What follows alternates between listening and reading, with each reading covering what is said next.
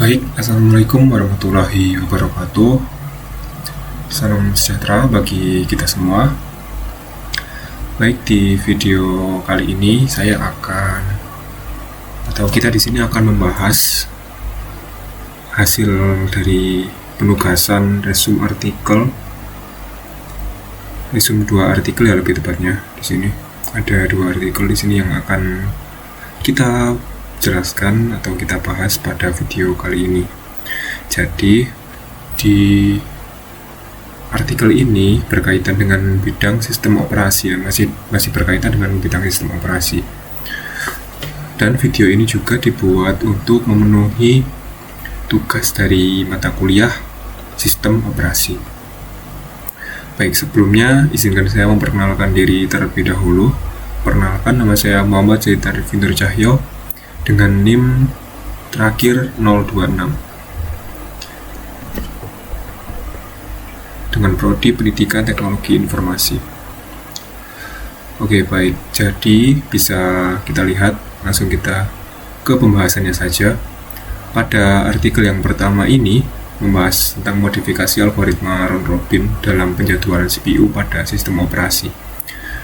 Sedangkan pada artikel yang kedua ini membahas mengenai teknologi mesin virtual atau machine learning ya, yang biasa kita kenal. Mulai dari tujuan, fungsi, keuntungan hingga pengelolaannya. Dan kedua topik ini sangat berkaitan dengan konsep penting dalam sistem operasi pastinya. Penjadwalan CPU berperan dalam efisiensi pemrosesan program, sementara machine learning atau mesin virtual machine berperan dalam pemanfaatan sumber daya komputer secara lebih fleksibel dan efisien.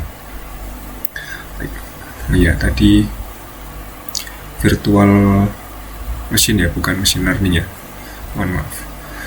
Oke, baik, langsung saja kita ke artikel yang pertama. Jadi judul artikel yang pertama ini adalah Systematic Literature Review. Jadi ini adalah metode yang digunakan oleh penulis ya. Dampak modifikasi algoritma round robin dalam penjadwalan CPU pada sistem operasi. Artikel ini ditulis oleh Hanif Ahmad Syauqi dan Herbert Siregar.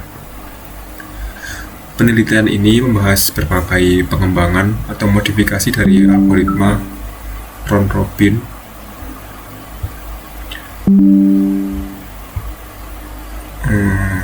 yang digunakan dalam proses penjadwalan CPU. Kita masuk ke latar belakang dari artikel ini. Dalam sistem operasi, penjadwalan CPU merupakan salah satu komponen yang sangat penting pastinya. Yang dimana penjadwalan CPU ini bertugas mengatur proses mana yang akan menggunakan CPU dan berapa lama proses tersebut akan dijalankan. Salah satu algoritma penjadwalan yang cukup populer adalah algoritma round robin. Dan algoritma round robin ini bekerja dengan membagi waktu CPU ke setiap proses secara bergiliran menggunakan konsep time quantum. Jadi seperti setiap proses mendapatkan jatah waktu tertentu untuk menggunakan CPU. Jika waktu tersebut sudah habis dan proses belum selesai, maka proses akan dipindahkan ke antrian berikutnya. Jadi bisa kita gunakan contoh ya, misal terdapat proses 1 yang membutuhkan waktu proses 5 second misal seperti itu, dan proses kedua 6 second, kemudian 6 milisecond, ya 6 second. Kemudian dengan menggunakan algoritma round robin ini, time quantum yang ditentukan itu 3 second misalnya. Jadi pada proses pertama akan dijalankan terlebih dahulu 3 second tersebut. Kemudian setelah 3 second, karena itu adalah time quantumnya, kemudian beralih ke proses yang kedua, yang dimana di situ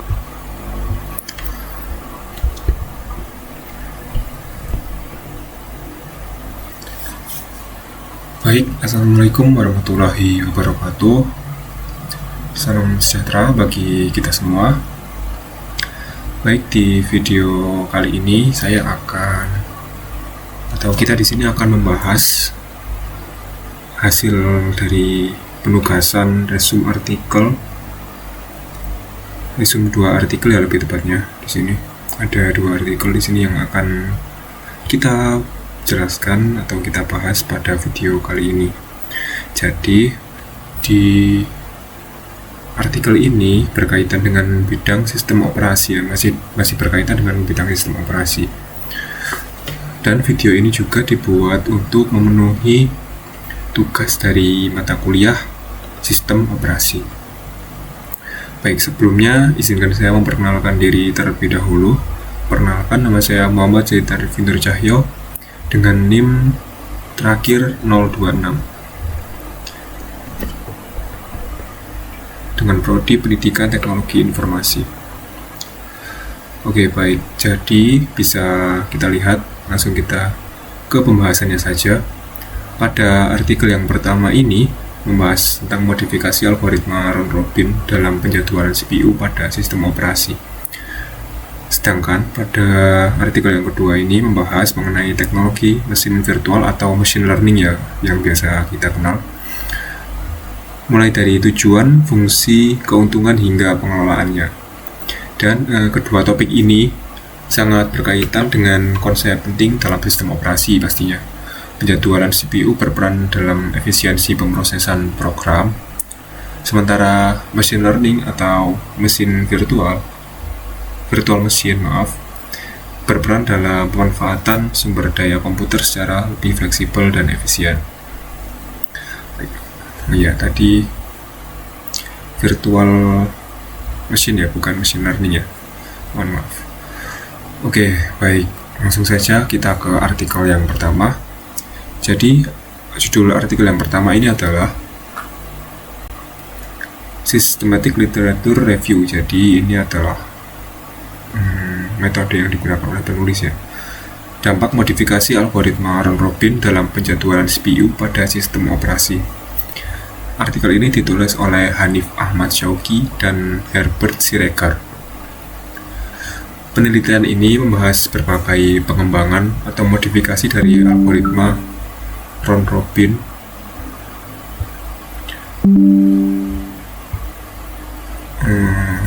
yang digunakan dalam proses penjadwalan CPU. Kita masuk ke latar belakang dari artikel ini. Dalam sistem operasi, penjadwalan CPU merupakan salah satu komponen yang sangat penting pastinya. Yang dimana penjadwalan CPU ini bertugas mengatur proses mana yang akan menggunakan CPU dan berapa lama proses tersebut akan dijalankan. Salah satu algoritma penjadwalan yang cukup populer adalah algoritma round robin. Dan algoritma round robin ini bekerja dengan membagi waktu CPU ke setiap proses secara bergiliran menggunakan konsep time quantum. Jadi seperti setiap proses mendapatkan jatah waktu tertentu untuk menggunakan CPU. Jika waktu tersebut sudah habis dan proses belum selesai, maka proses akan dipindahkan ke antrian berikutnya. Jadi bisa kita gunakan contoh ya, misal terdapat proses 1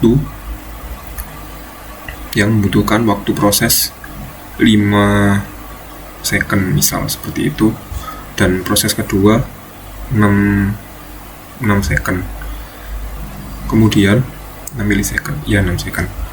Kemudian dengan menggunakan algoritma round robin ini, time quantum yang ditentukan itu 3 second misalnya.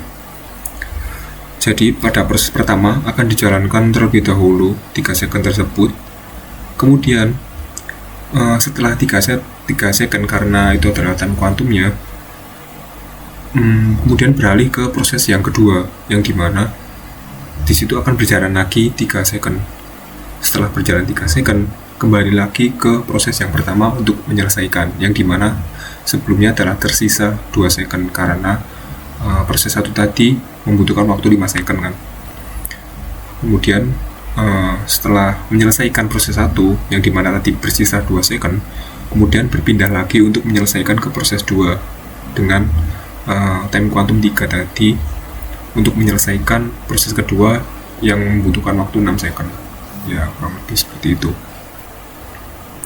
Kemudian, keunggulan utama dari algoritma round robin ini sifatnya yang adil. Jadi setiap proses memiliki kesempatan yang sama untuk menggunakan CPU. Nah, seperti yang saya contohkan tadi, setiap prosesnya akan dibagi secara merata atau adil pastinya, karena proses tersebut dilakukan secara bergantian sesuai time quantum yang ditentukan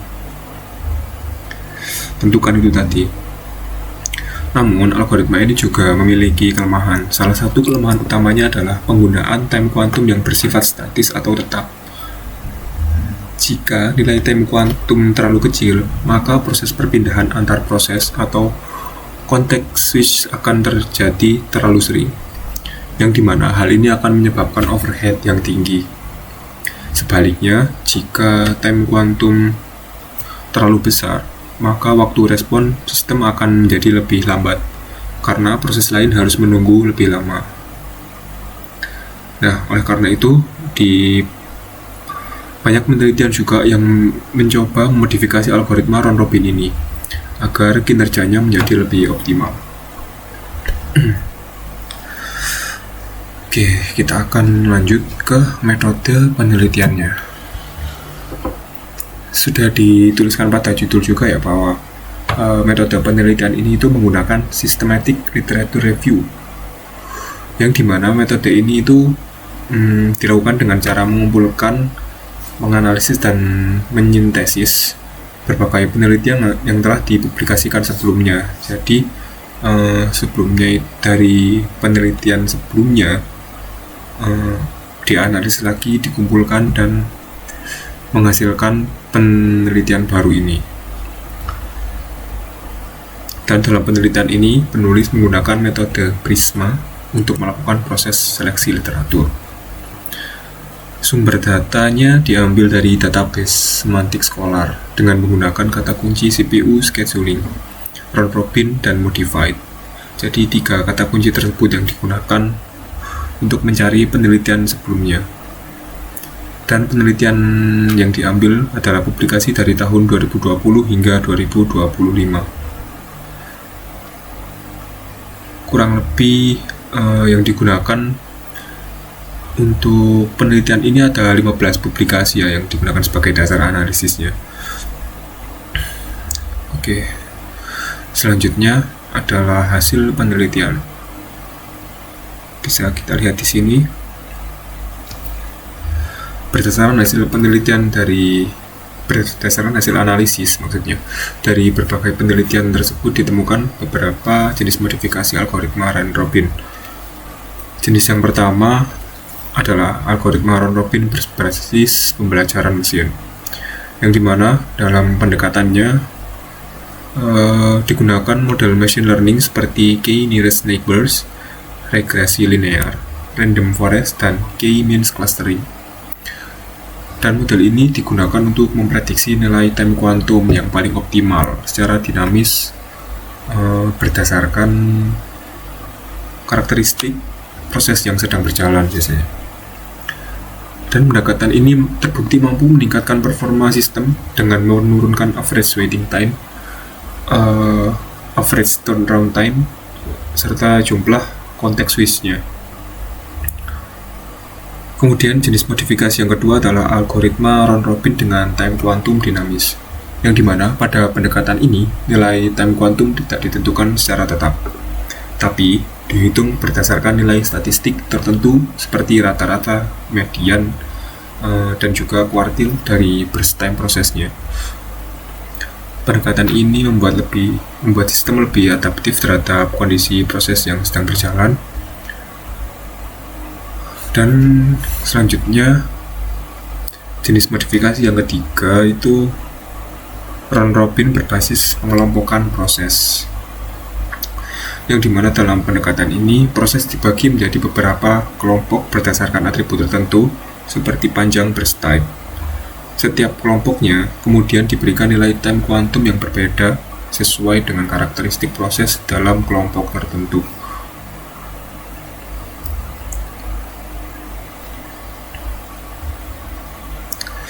Dan pada Hasil penelitian ini juga menunjukkan bahwa berbagai modifikasi ini mampu meningkatkan kinerja penjadwalan CPU dibandingkan dengan algoritma round-robin klasik. Sebagai contoh, algoritma IRR mampu menurunkan jumlah konteks switch hingga sekitar 31%. Algoritma DAD-QRA mampu meningkatkan nilai average waiting time hingga sekitar 31%. Algoritma sementara untuk teknik dual synchronized time slice mampu mengoptimalkan waktu tunggu hingga sekitar 62%. Hal ini menunjukkan bahwa penggunaan time quantum yang adaptif atau dinamis mampu meningkatkan efisiensi sistem secara signifikan. Baik, untuk pembahasannya kurang lebih seperti itu ya pada artikel yang pertama. Dan sekarang kita akan membahas dari kesimpulannya. Ya, berdasarkan hasil penelitian ini dapat disimpulkan bahwa modifikasi algoritma round-robin sangat efektif dalam meningkatkan performa penjadwalan CPU.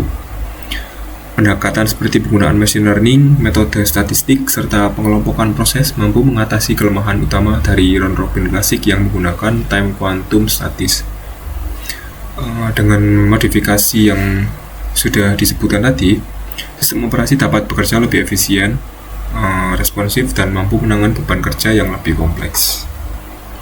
Kurang lebih seperti itu untuk pembahasan pada artikel yang pertama ini. Baik, kita lanjut saja ke artikel yang kedua.